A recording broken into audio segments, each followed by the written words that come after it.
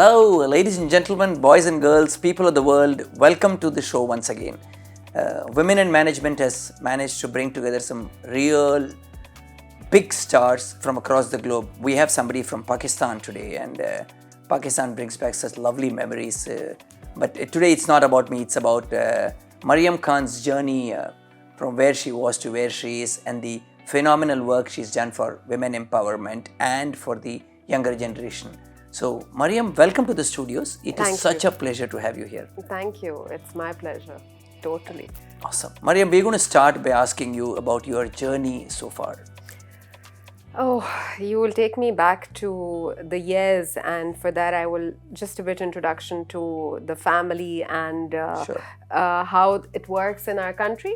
It's like I was 19 when I got married. Okay. And so work was not part of my family. So my father only wanted that the women are supposed to be the housewives. Now we have recently figured out the word housemakers, right? So in those times we started working, and interestingly, it did not work out. And when I had to come back with a daughter, I gave birth at 19 years old. So when I came back with her, I was just bachelor's. So I was talking to my dad, and he was like, he wanted me first to reconcile with my ex, and then he wanted I should not be working anywhere. So I told him that to make my daughter's future, I needed to step up, and I would like to work and provide for my daughter, and I do not want to be dependent on anybody. So the male chauvinist society, he was like in a scenario, in a denial that I needed something for myself. So I moved on. I started teaching in a school where my daughter was studying. Nice. And from a grade 2 teacher to a teacher that I'm teaching professionals like companies of Honda, we are training them. Okay. I've become a strategist in that regard and a trainer. So the journey becomes like from a school teacher to a university teacher, from a bachelor to an MBA, and then doing my MPhil and becoming a professor in a university. Now, how I became an entrepreneur is also an interesting story. That to earn my, bread for my family, which was me and my daughter, I started using my skill. I'm a painter.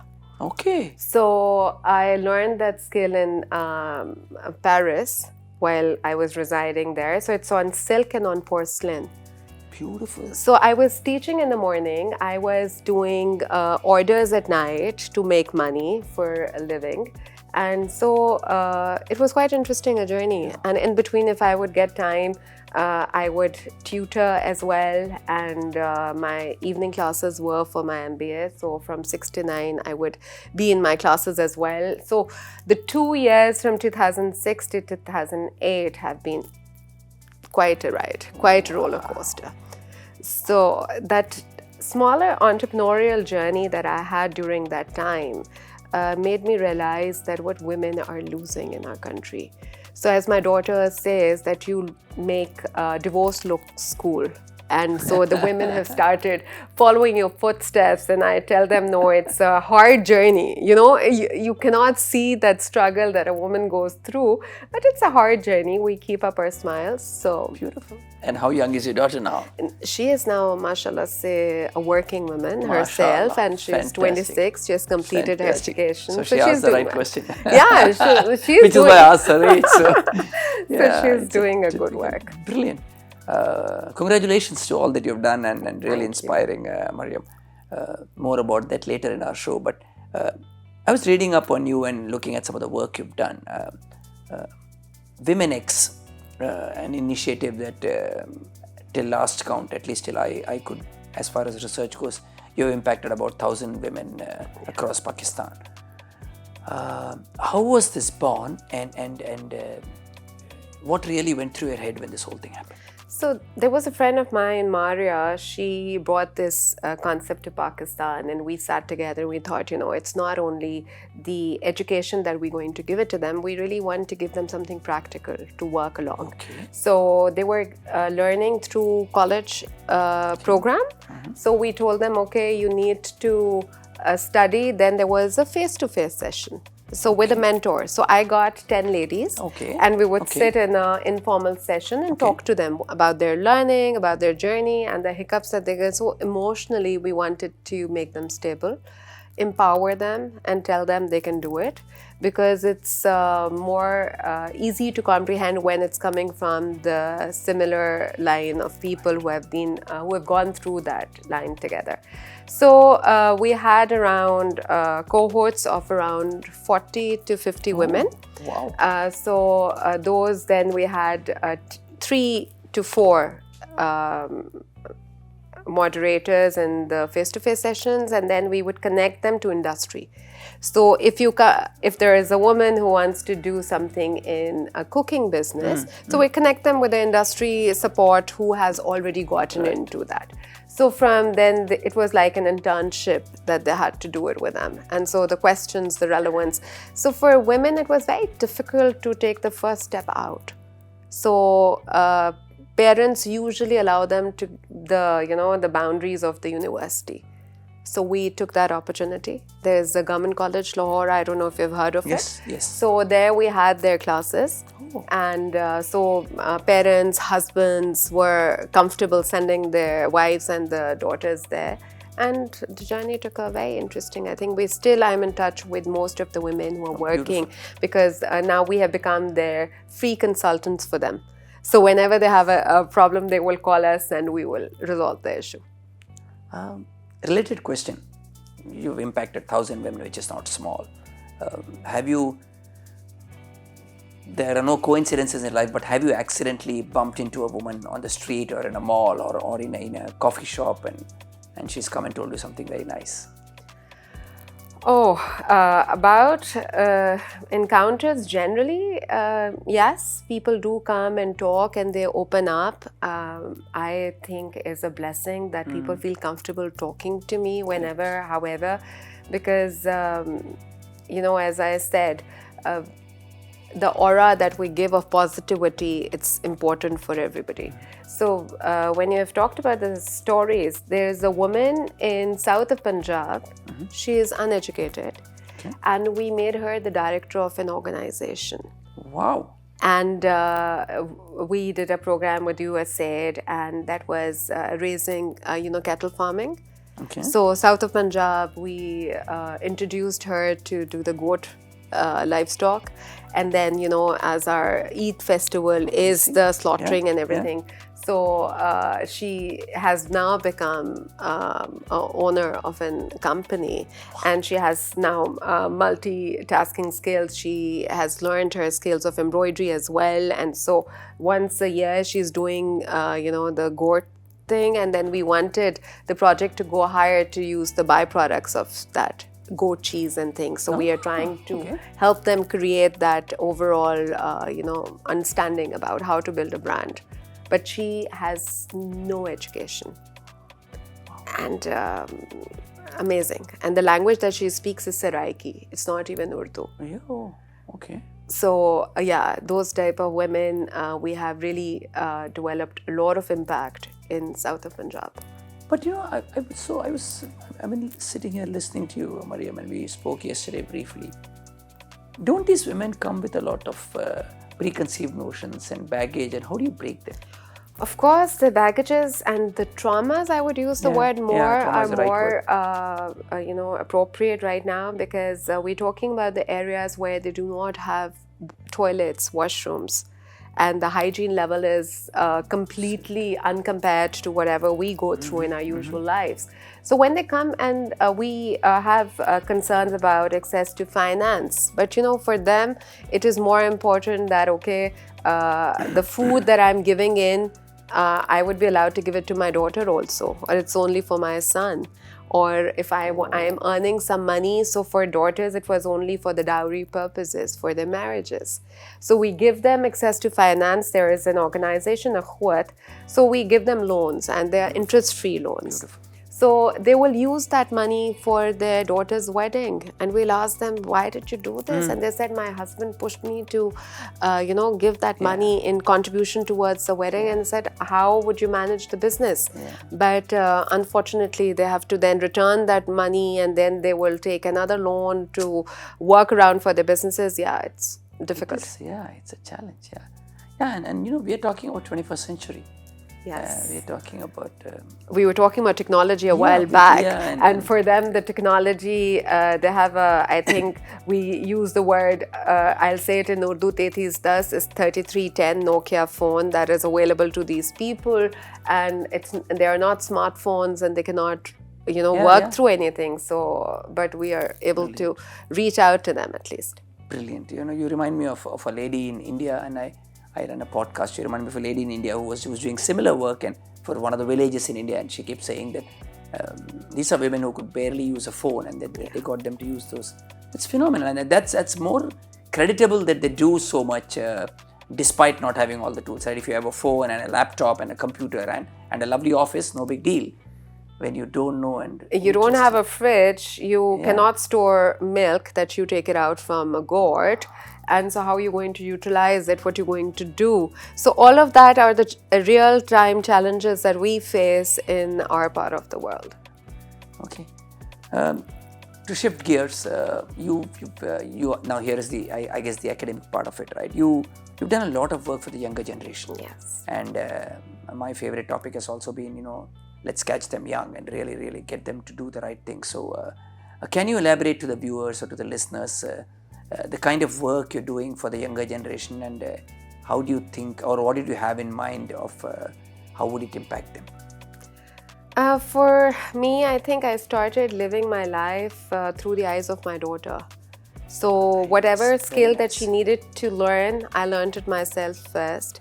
I had to get rid of a lot of fears for myself. Like I was scared of a cat, but I did not want my daughter to be scared of a cat. So I used to make the cat sit in my lap, and and I am scared like anything, but I'm making it possible for her to enjoy that.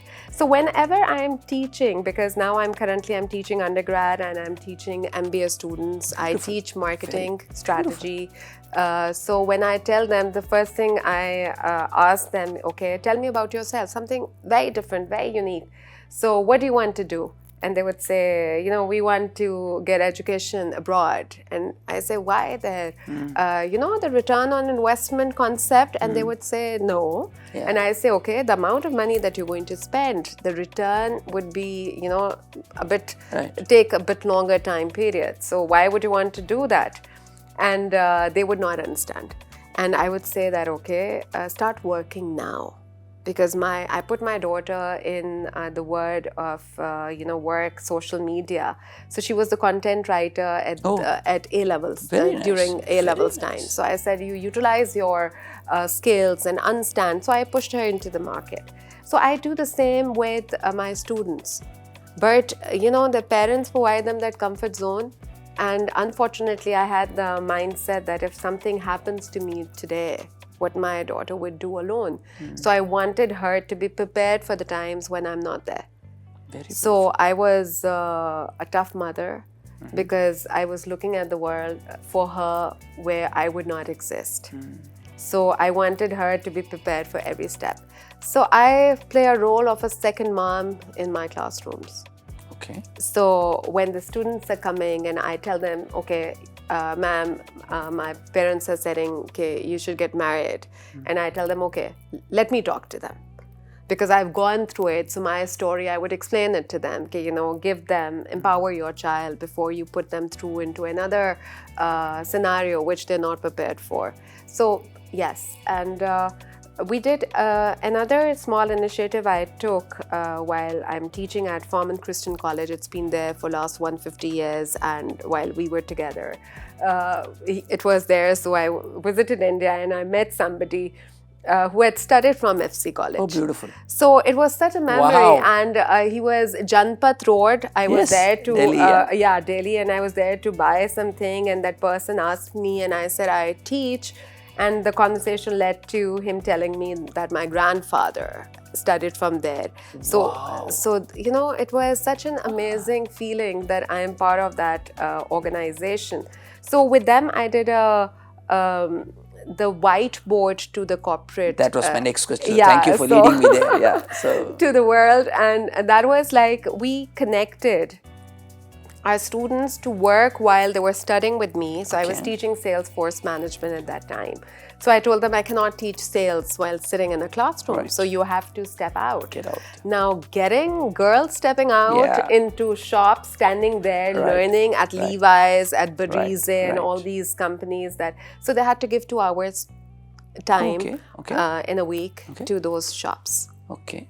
And the impact that them stepping out of their comfort zone and learning that to respect those sales staff in the shops, it really helped them, because usually when you are blessed, you take these things for granted. Absolutely. So when you a privileged class, when they goes and they become the salespeople.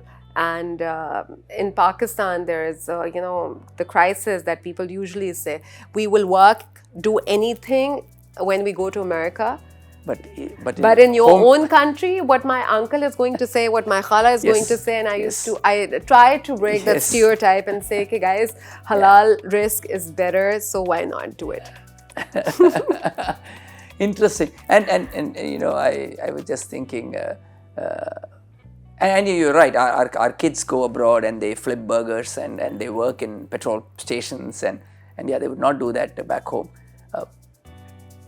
Whiteboard to corporate is a very, sometimes we take on things without realizing the magnitude of what we are doing.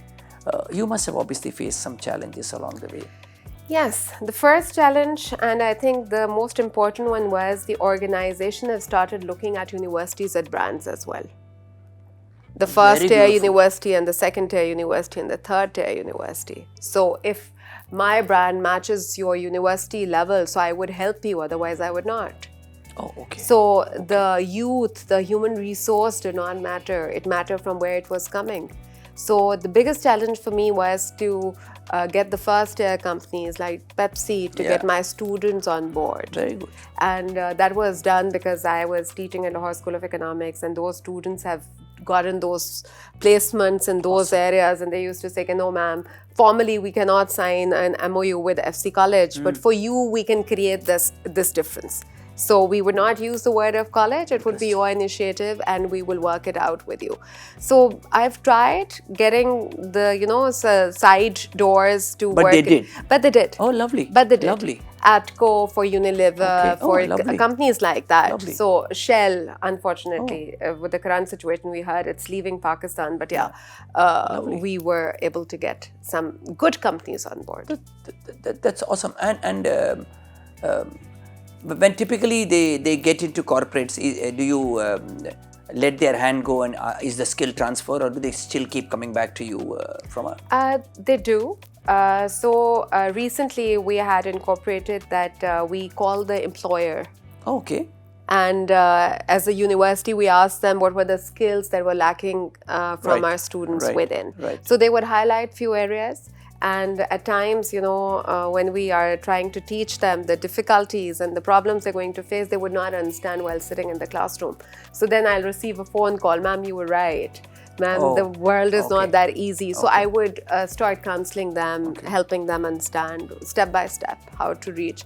So there are students who I've taught in 2010. And now even if they're moving their jobs, they will give me a call. Okay, ma'am, is that okay to move there? So it just makes us feel proud. How beautiful. Maryyam, who or what has been your inspiration? Oh, my inspiration, I don't know if you have a story heard of Hazrat Yusuf. Yes. I don't know if you've heard that. That has given me inspiration, and Maryyam, Hazrat Maryyam, being the same name, and the difficulties that she went through as a woman, and a mother who was without a man. And so whenever I go through difficulties during that journey of mine, I always looked at her.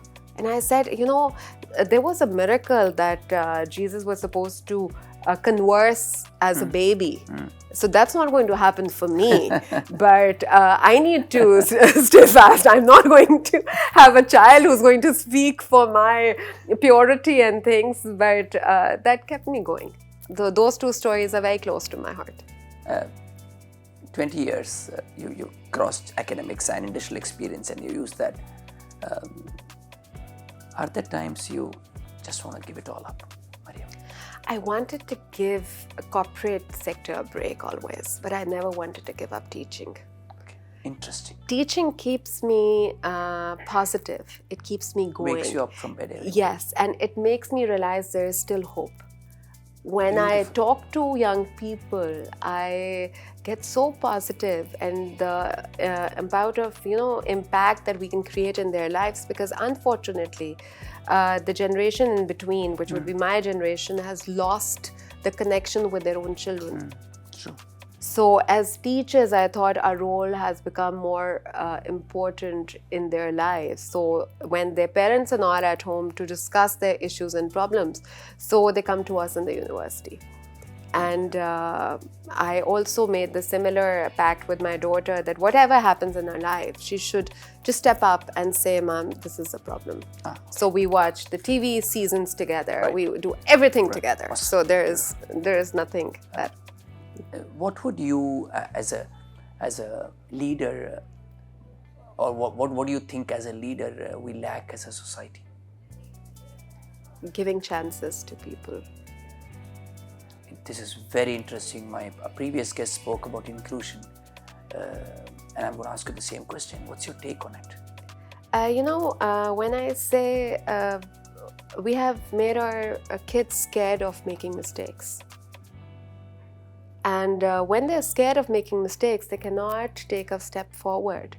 So we need to give them that, the confidence, the support that failures are important to become Einstein.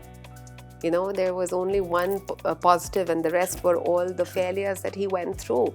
So, but we are unable to give them that confidence that there is a problem. So, and also, getting your child or people included in decision making at home. Interesting. So I used to tell my daughter that this is the salary I have. So your choice. You want a birthday party or you want gift of your choice? I have this amount of money. And so she would decide that, okay, this is what I would prefer at this point.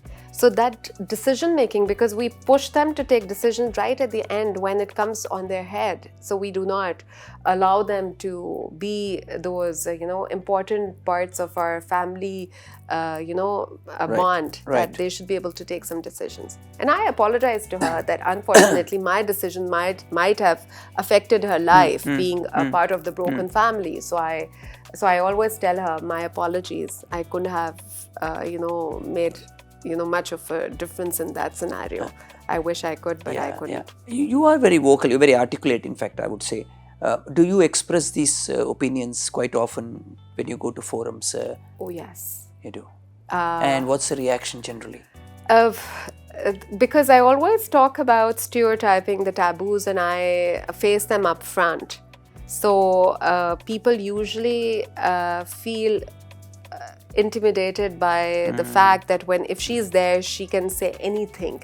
So usually they will tell me to be in the box. And the box says that, okay, this is what you are supposed to say. That's the problem, right? That's the problem. So I know this is out of context, but the religious issues when I'm addressing in my class, so there are extremists sitting in the class. So in a class when I'm teaching, there is a Hindu, there is a Muslim, there is a Christian.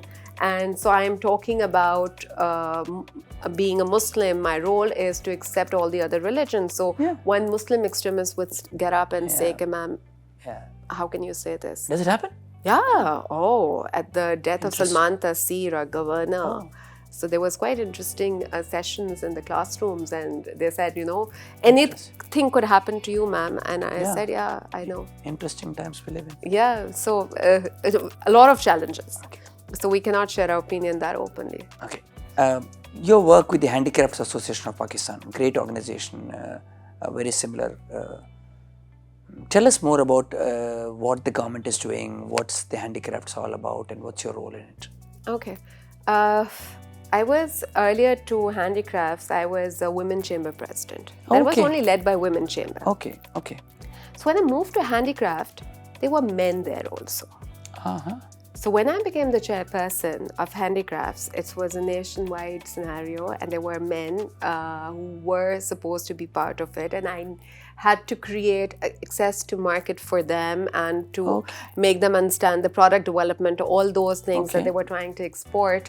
And I was understanding because I'm a marketing professor and a strategist, so I would ask them, okay, how can you change these products differently? All right. Let's create what are weaknesses, let's make them our strengths. So if there is a handicraft cloth that's handmade, so if I would have to sell it abroad, it would have a small I cannot have uniform product. Absolutely, absolutely. So I have to sell it with the weakness that it is cannot have, one product cannot be similar to the other. Correct. So first we had to understand it's a unique product.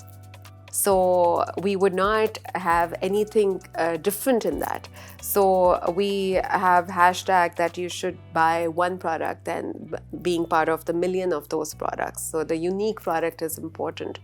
And try to work with them. Interestingly, with Handicraft Association in Pakistan, the codes that you require for the export, there was no handicraft code. Oh. Across the globe. Okay.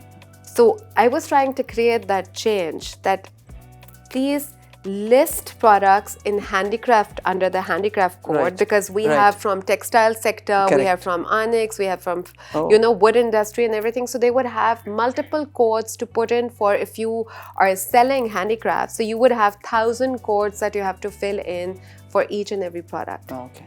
That was such a challenge for us. So I'm still struggling for that we should get in, and I get the response that, it's not in Pakistan, ma'am, it's all around the world.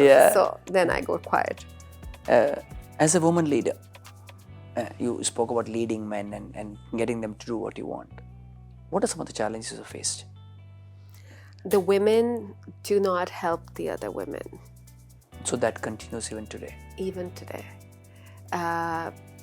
We get support from men at different points, but when there is a competition with another woman, and that is still a challenge, even if it is a mother-in-law and the daughter-in-law at home, or a counterpart in another chamber, she's the president of one area and you are the other, or you are in a similar corporate sector. So your hand-holding there is important with another woman. So we try to change that mindset that it's okay. If not me, at least you are there. So that needs to change. Being all the South Asian countries, we have had, after Indira Gandhi, we had Benazir Bhutto in our part of the world. But she, being a leader, had her own challenges to raise her own kids. So when she was a mom, things were different. And looking at her, that she has the most highest position, and she had to go through most that struggle. And we did not realize that she had to go through a lot what normal Asian women go through. So we need to make some changes. Awesome. As we come to the towards the close of this program, I just have a little bit left. Maryyam, is there a message or something that you want to tell the women out there and also the youngsters specifically? So for women, I would want them to dream. Beautiful. For themselves. Beautiful. Not only for their kids. Beautiful. So they have their dreams for their kids, where they want to see them, how they want to. So I want them to enjoy every bit. Every day they are supposed to do something which makes them happy, because they keep doing stuff for others. So one thing a day, they have to do it for themselves. It could be their, extra work, their hobbies that they like to do. They want to read a book. So I have met so many women that they have given up on their selves, on their hobbies, on their interests. So for them, I would suggest that. And for generally, I would ask the youth to start up their businesses, because we need to be, job provider, not the seeker. So if we become the job provider, our issues would be resolved in our country. And I hope one day there are jobs are available and there are no people to take it. Inshallah. Inshallah, yeah. Hopeful for that. Yeah. Okay, so before we end the program, Maryyam, I have my trademark rapid fire. Okay. And I'm going to literally put you on the hot seat. So all right. Good to go? Okay, let's go. Women are? Amazing. Wow. Women X? Is a program that every country should have. Interesting. Handicrafts are? Are your nation's pride. Very good, very good. Pakistan is? Is a country which is going to rise and is going to make a difference. Inshallah to that. And Maryyam is?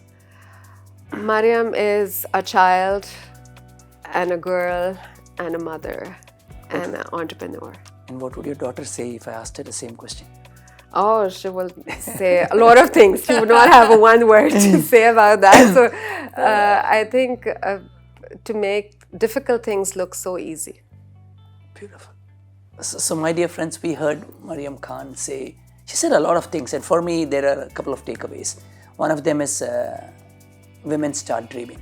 Dream for yourself. Do one thing for yourself if you can every day, and I love that concept.